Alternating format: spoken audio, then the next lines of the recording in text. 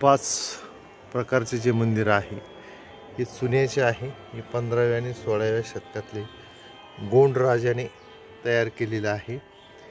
असं या ठिकाणी पंचमठा मंदिर असं याला म्हणतात। हा 5 मंदिरांचा समूह आहे। चुना आणि दगड पंचमुठा मंदिर हे त्यातलंच आहे। हे छान मंदिर, त्याची परंपरा आपल्याला या ठिकाणी पाहायला मिळते। नर्मदेहर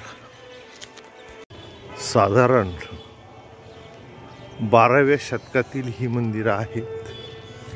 अतिशय सुंदर काम या ठिकाणी दगडी काम आपल्याला पाहायला मिळतं। या अमरकंटकच्या नर्मदा मंदिराच्या अगदी समोर ही प्राचीन मंदिरं आहेत। ही सर्व मंदिरे ही 12व्या शतकातली आहे।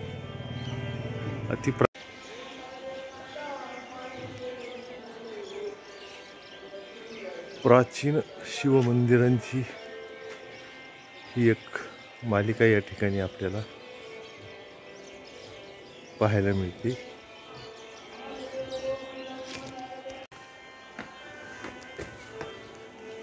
एक संद दगड आहे, वरचे काम अतिशय सुंदर असं दगडी काम, चुना आणि दगड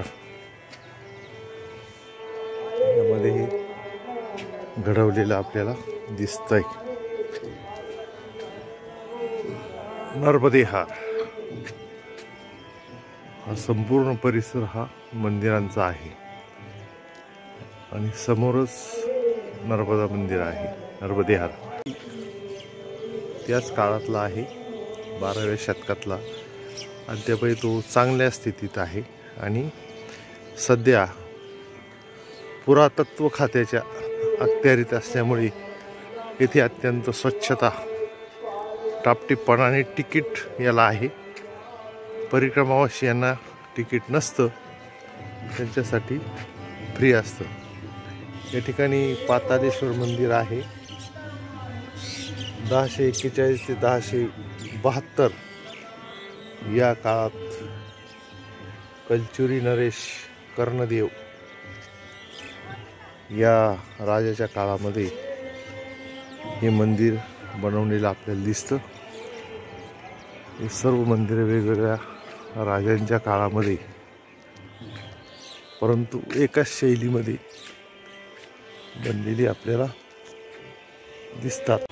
हा सूरजकुंड याला म्हणतात। हा शंकराचार्यांनी 8व्या शतकामध्ये निर्माण केलेला आहे।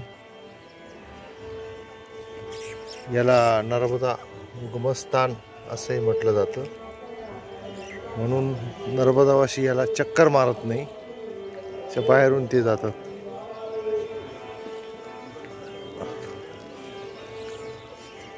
सूर्यकुंड, नर्मदेहार अशी विविध प्राचीन परंपरा या ठिकाणी आपल्याला पाहायला मिळते। हे अमरकंटकच्या अगदी नर्मदा मैयाच्या मंदिरासमोरचं विहंगम आणि प्राचीन मंदिरं आपल्याला पाहायला मिळतात।